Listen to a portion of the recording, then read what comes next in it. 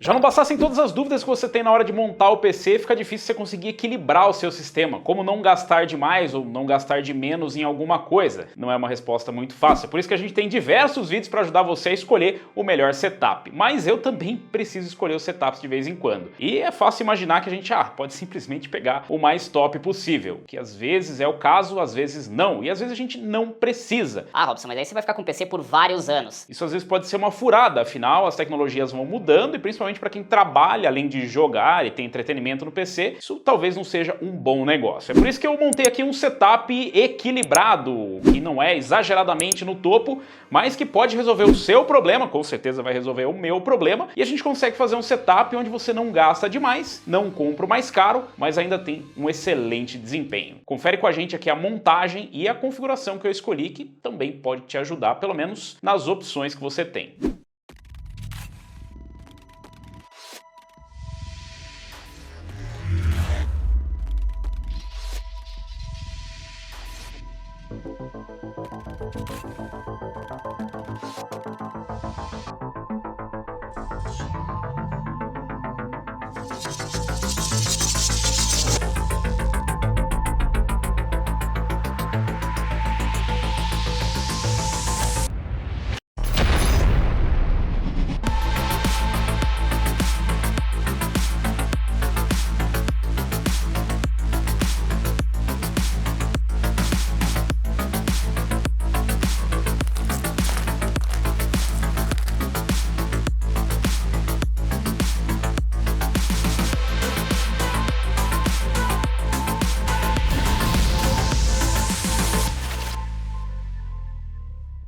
Pois é, às vezes você acaba se empolgando e gastando um pouco demais em algum dos lados e fica difícil descobrir o que você realmente precisa. Então, antes de mais nada, dê uma pesquisada e descubra para que você precisa do setup. Eu quero setup só para jogar. Mas jogar exatamente o quê? Quais tipos de jogos? É um jogo que precisa mais de CPU, mais de GPU? Precisa de bastante memória? Não precisa? E armazenamento? Eu preciso de muito armazenamento? Eu preciso de um muito rápido? Eu preciso de um muito barato, com maior quantidade? E placa-mãe? Eu preciso fazer upgrade agora? Eu vou pegar um processador topo de linha? Será que ainda tem espaço para upgrade?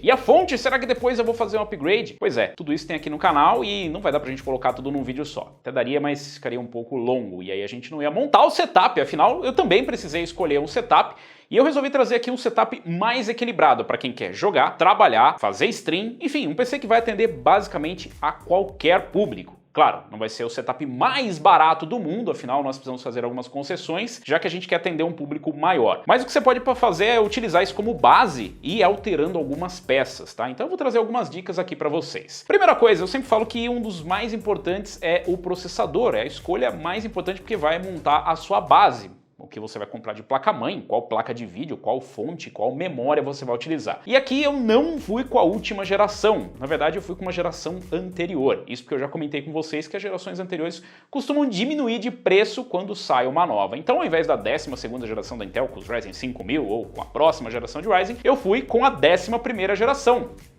Com o i7 11700K. Então ele é um processador com 8 cores, 16 threads, vem desbloqueado e tem gráfico integrado. Você ainda pode ir por um processador sem gráfico integrado, como o 11700KF ou o 11700F, ou senão um processador um pouco mais fraco, caso você não precise de todo esse poder de processamento. Se você vai só jogar, um 11400F ou um 10400F já vai ser uma excelente solução com 6 cores e 12 threads. Aqui, como a gente precisa também para edição de vídeo, para outras tarefas, para trabalho também, a gente pegou mais cores e threads. Uma dica é, se você não vai trabalhar, não precisa gastar tanto assim em processador. Ai, mas eu quero longevidade. Tá bom, gasta, o dinheiro é seu. Agora que eu já escolhi o processador, eu consigo escolher uma placa-mãe. Eu poderia ir de Z490 ou Z590, já que as duas gerações são compatíveis. O caso é, com a Z490, em alguns modelos eu consigo utilizar o PCI Express 4.0. Mas eu resolvi ir numa Z590 por um motivo específico.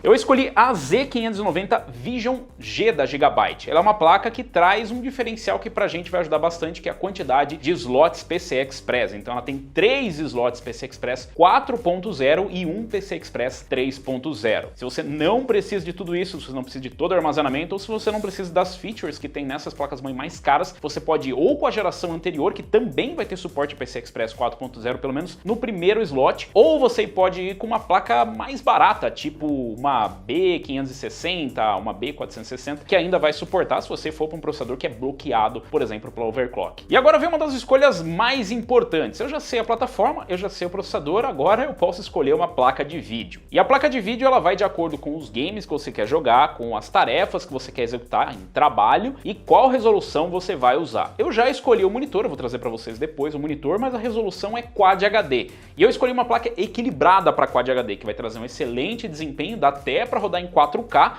mas tá bem equilibrado para Quad HD. Não é uma 3080 Ti, você não precisa ir com a placa top, também não é uma 6900 XT, mas eu escolhi uma RTX 3070 Ti. Esse modelo vai atender perfeitamente, consegue empurrar todos os games e trazer uma excelente performance para trabalho. Eu escolhi aqui o modelo da Palette, o Game Rock, porque ele consegue entregar tudo isso, tem uma boa construção, já que é para jogos. Tem muito RGB, como vocês vão ver em seguida. Por que eu escolhi isso primeiro? Para mim essa é a base, processador, placa-mãe e placa de vídeo. Isso vai acabar determinando os demais componentes que você vai escolher, como por exemplo a fonte. Se você for pegar a fonte, tudo isso aqui vai acabar determinando qual fonte você vai precisar, não qual você quer. E como a gente tem uma RTX 3070 Ti e um 11700K, a gente já consegue ter uma base. Para você encontrar qual é a fonte necessária, entra no site do fabricante, mas tenha em mente que aquela determinação, aquele número que está aparecendo lá para você como recomendação de fonte, é baseado no processador mais forte disponível. Normalmente está lá nas letras pequenas qual é o processador. Normalmente o mais forte que tem e com uma base já com espacinho para overclock. Então é sempre importante você entrar lá e calcular qual é a fonte necessária para o seu sistema. Ninguém vai jogar fonte, ninguém é maluco. Para fonte eu escolhi uma fonte de 750 watts que se encaixa perfeitamente no que a gente necessita aqui para esse setup e ainda tem uma folguinha. Não escolha fontes em cima do limite e não pegue uma fonte PIC 3 em 1 jamais. Isso é estritamente proibido. Pode explodir o seu computador, com certeza, sem dúvida, de acordo com alguns especialistas em algum lugar. Nós escolhemos uma fonte da Montec, uma Gama 2 750 watts, vai ser suficiente para o setup. Não escolha fontes que fiquem próximo do limite, não economize em fonte. É aquilo que vai alimentar todo o seu PC e que pode botar fogo no seu PC, na sua casa, na sua vizinhança. Vai ser uma coisa muito legal, exceto se for época de festa junina. Depois que a gente escolheu tudo isso, a gente já tem a base do sistema montado, mas ainda tem alguns detalhes bem importantes, e aí vai variar de acordo com o seu uso e com o seu orçamento. O primeiro, armazenamento e memória em seguida, ou tanto faz a ordem. Mas em relação à memória, se você for só jogar, hoje em dia, normalmente, 16 GB já está mais do que suficiente. Em alguns casos até 8 GB de memória dá, mas os 16 GB é o que eu recomendaria. Agora, se você for um pouquinho mais além como nós, que vamos editar e fazer stream com o PC, eu recomendo que você coloque pelo menos uns 32 GB de memória. E para memória eu peguei duas Kingston Fury Renegade, na verdade são 4, são 2 kits de 16 GB, nós temos aqui 32 GB 3600 MHz com RGB, porque é para trabalhar e para jogar, então já vai ser suficiente. Lembrando que dependendo da plataforma você vai ficar limitado ao clock, então às vezes não adianta muito você investir numa memória com clock mais alto se a placa-mãe ou o processador não vão ter suporte para eles. Aqui a gente consegue fazer overclock e inclusive subir mais a memória para 3800, 4000 MHz. O céu é o limite, na verdade o clock é o limite. Para armazenamento, também vai depender muito. Você pode ir desde um HD mecânico até NVMe PCI Express 4.0, depende muito do para que você precisa desse armazenamento. Lembrando que o HD ele é bem mais lento, mas ele também é mais barato e traz uma maior capacidade. O SSD SATA é mais barato, traz uma velocidade muito maior do que o HD mecânico, mas ainda tem os cabos SATA e ele é limitado ali a 550 MB por segundo. Você tem ainda o PCI Express 3.0, que hoje já está um pouco mais em conta.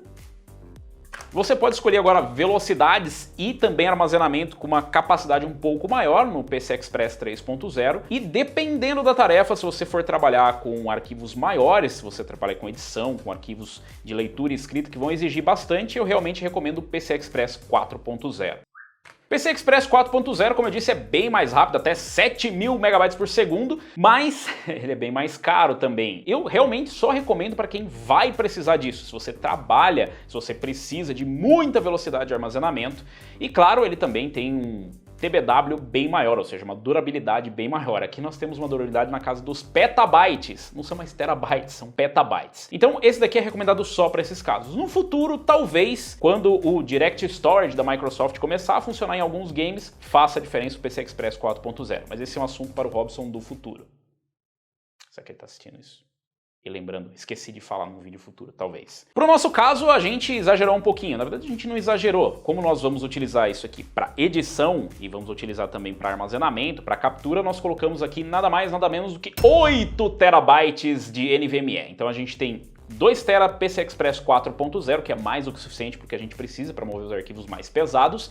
E a gente tem ainda mais 6 terabytes de armazenamento NVMe PCI Express 3.0 para poder armazenar os arquivos e se a gente precisar fazer uma transição entre discos um pouco mais rápida. E o plus de não precisar de um monte de cabo SATA espalhado pelo PC. Outro ponto bem importante é a refrigeração. O que você vai usar? O 11700K, como vocês podem ver, não traz cooler box. E se ele trouxesse, eu também não iria usar. Mas vai depender bastante da sua tarefa. É bom lembrar que para jogos, os processadores não são tão exigidos assim. Nossa, Robson, mas eu vi que aqui tem um game que tá usando 100% do CPU. Mas não vai ser a mesma carga que você vai ver, por exemplo, num Blender, num After Effects, num Premiere, em alguma renderização, alguma coisa que utilize o CPU. Ele usa instruções diferentes e dependendo do programa, a carga é diferente mesmo com uma utilização igual, 90%, 80%. E para esses casos onde você vai utilizar para renderização, onde você vai utilizar o CPU 100% do tempo como se fosse um stress test, eu recomendo que você vá com um bom water cooler ou com um bom air cooler, que também é capaz de conseguir cumprir a tarefa. Nesse caso aqui nós fomos com um de 360mm, um Lion Lee, um um AIO de 360mm, que como a gente vai jogar também tem RGB. Então esse water cooler vai ser mais do que suficiente para o 11700K e se a gente quiser inclusive fazer um overclock ele vai segurar numa boa. Como eu disse, você pode ir com air cooler, dependendo do CPU que você escolheu, pode ir até com cooler box. Tem um monte de gente que morre de medo, mas meu Deus, vai esquentar muito. É de graça. Na pior das hipóteses, você compra um cooler melhor depois, mas não compre antes sem saber que você realmente precisa. Essa é uma das formas de economizar. Pode ser 100 conto, 200 conto, mas é uma economia bem-vinda. E para montar tudo isso, depois que você já escolheu tudo isso, agora você precisa escolher o gabinete. Quer dizer, na verdade, o case, né? Gabinete é uma coisa muito velha. Você pode escolher o gabinete antes ou depois do water cooler, afinal, dependendo do tamanho do water cooler ou do air cooler, você pode ter que mudar o seu gabinete, o seu case, ou você pode ter que mudar o seu water cooler ou air cooler. Para o case eu escolhi um SkyOne ARGB, afinal a gente também joga além de trabalhar. Esse case é um case mid-tower, ele vai ser suficiente para a gente conseguir montar e isso é bem importante. Depois que você escolheu a sua placa-mãe, dá uma olhada se o case vai suportar. Se ela for uma placa-mãe micro ATX, ITX, provavelmente qualquer case vai suportar. Mas se ela for uma placa-mãe ATX, ou seja, um formato completo maior, ou EATX, que é ainda maior, tem alguns cases que não vão suportar, ou se suportar, vai ser bem difícil suportar, vai ficar insuportável o suporte. Então dá uma conferida e também vê se vai caber o water cooler e o air cooler que você escolheu, dá uma olhada nas dimensões. Eu escolhi um case aqui, como eu falei para vocês, não precisa ser o case mais caro do mundo, afinal a gente precisa de um case que seja um pouco mais compacto, que tenha um espaço suficiente, a gente não vai usar muito as baias de HD, na verdade a gente não vai usar nada, se Deus quiser. E a gente não precisa se preocupar tanto com essas baias extras, mas se você vai utilizar HD, SSDs, dá uma olhada. Aqui para SSD SATA ele ainda tem um espaço legal para a gente utilizar, mas não vai ser o caso, pelo menos não por enquanto. Então, já terminou, né? Não. Dependendo do case que você escolheu, você também precisa de fãs. Dá uma conferida, às vezes tem umas fotos maravilhosas com o case, com fãs RGB e tudo mais, mas elas não acompanham o case. Para esse caso, as fãs não acompanham o case, então a gente comprou mais um kit de fãs.